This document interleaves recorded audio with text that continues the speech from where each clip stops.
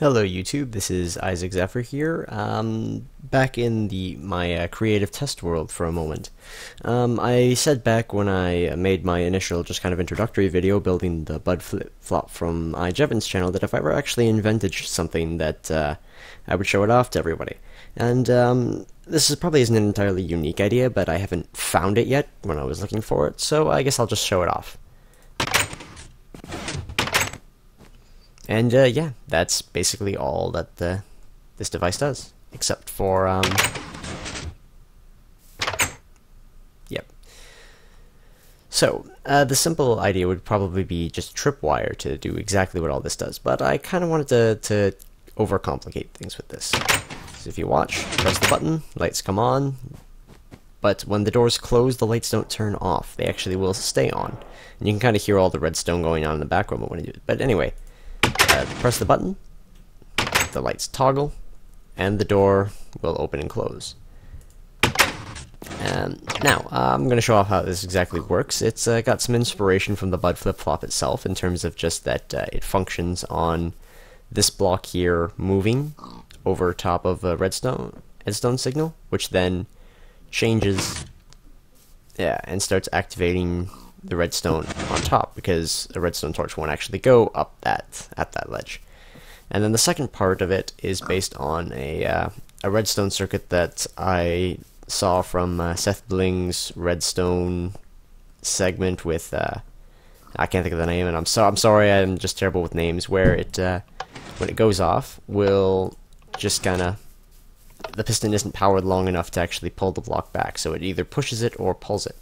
So I put that little thing there just to kind of prove how concealable this is without actually messing with it, and then you can actually just build up these walls and around it so you can roof off the area so that you don't have to see all this wiring. I didn't bother doing that at the moment because I was kind of lazy.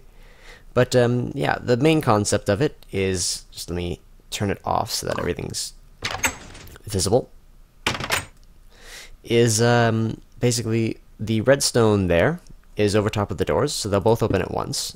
So that was just a matter of, making this design parallel. This will still actually work with even just one.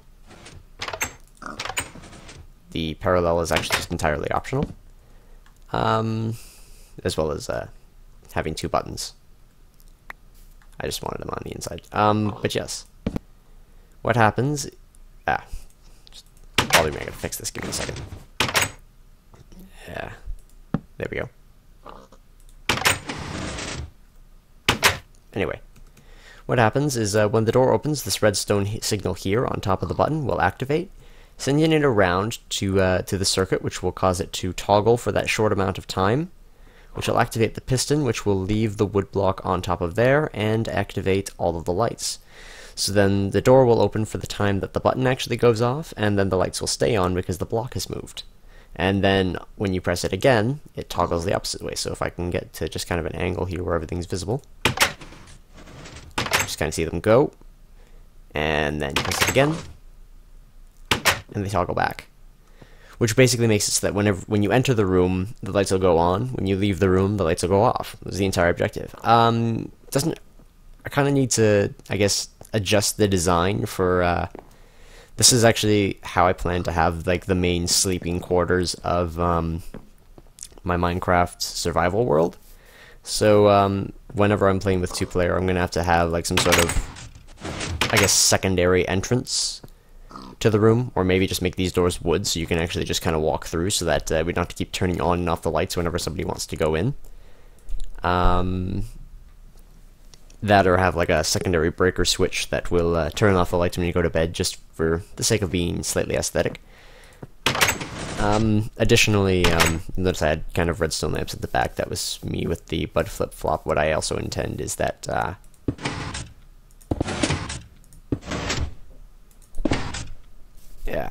what I also intend is that when stuff's in the furnace not cooking, that these lights will also be on, which should keep monsters out.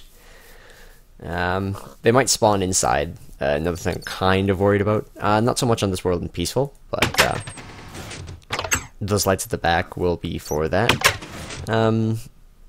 Just an overall explanation of design. Like, without that light, this place would get really dark. Oh yeah, and I designed the floor a little bit, because fancy like that. I'm not sure what else there is actually to describe on this. I'm just kind of ranting at this time. But yeah, that's basically like one of the first big redstone things I kind of stopped and had to think about and build on my own.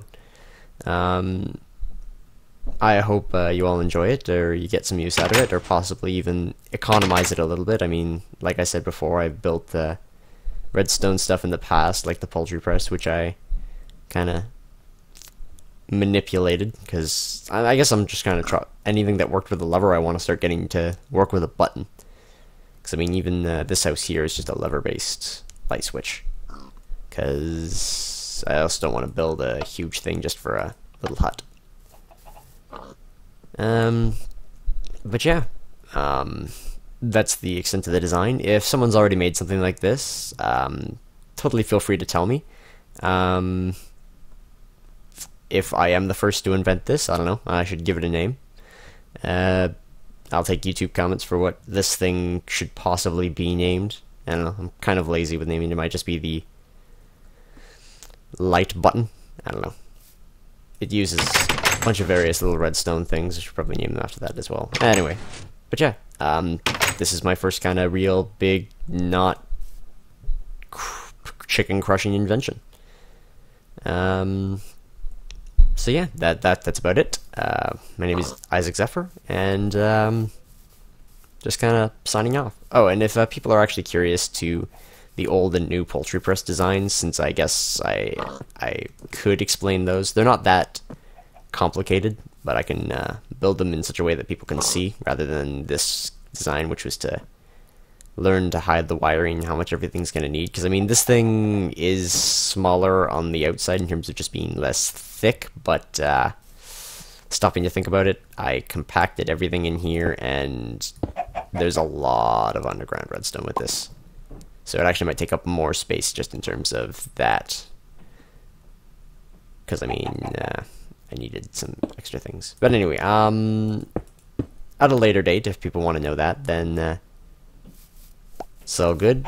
But for now, the main concern is the light system, which I managed to get working. You could easily throw a roof over this, because so long as you don't like throw something, like I've basically all of the mandatory blocks are placed in, but you can put just about anything. Like you could actually just fill up all of this space if you wanted to, and build a roof around it. So I would probably recommend this for a top floor, not a bottom floor, on a household, which I plan to have this on the second floor of the one I'm going to build. But yeah, there's really nothing you can do so long as you don't like put any blocks in between this flip-flop, or no, like yeah, you could even put blocks all over the lights that doesn't have redstone. It would still work perfectly fine. Yep, get some.